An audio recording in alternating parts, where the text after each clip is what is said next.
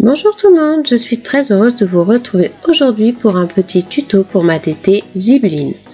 Nous allons réaliser ensemble un marque-page. Pour la réalisation de celui-ci, j'ai utilisé une matrice de découpe afin d'avoir une forme originale et je viens tracer à l'intérieur de celui-ci un rectangle avec 1,5 cm de bord.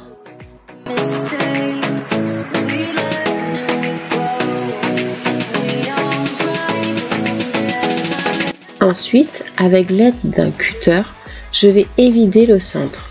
Ceci sera la fenêtre dans laquelle je vais pouvoir placer les petites perles de la marque Zibuline pour pouvoir créer un checker. Je gomme mes traces de marquage afin de ne pas voir les repères apparents. Et sur un deuxième papier, je vais pouvoir superposer ma fenêtre. Pour lui donner de la transparence et de la solidité, j'utilise une feuille de rhodoïde que je vais coller directement sur le verso de ma page.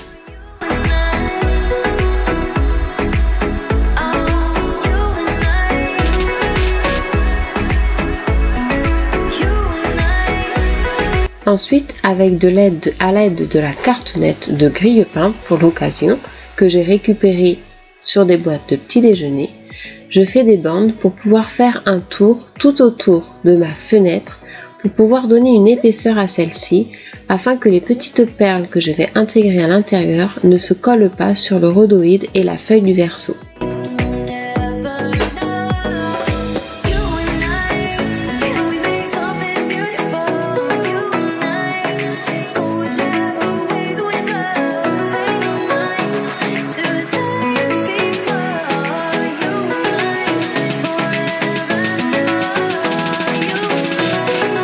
Une fois terminé, je prends pour l'occasion des petits embellissements Zibuline que vous avez dans différentes couleurs qui se présentent dans forme de petites fioles et je mets un peu plus de confetti par-ci par-là pour en avoir suffisamment mais pas trop non plus pour pouvoir que quand on le remue ça fasse un petit peu de bling bling.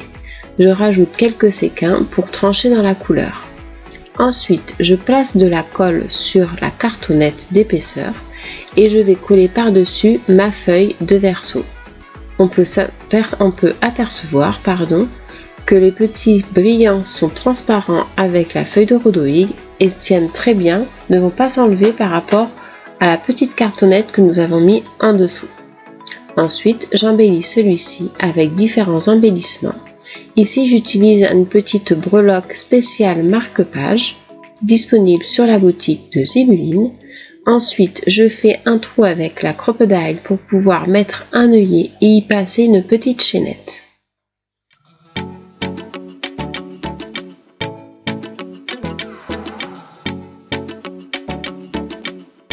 J'utilise les nouveautés au niveau des breloques, l'arc-en-ciel et la petite étoile en l'occurrence, et je vais couper à l'aide d'une pince coupante la chaînette afin que celle-ci ne soit pas trop longue et ne descende pas trop bas au niveau de mon marque-page.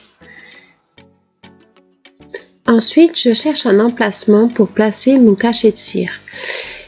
J'essaye de le mettre en bas ou en haut et puis finalement je prends la décision de le mettre sur un petit embellissement en carton, une petite matrice que j'ai découpée à l'aide de la Big Shot et je vais venir coller le cachet de cire directement dessus afin de faire comme une troisième petite breloque que je vais accrocher à la chaînette.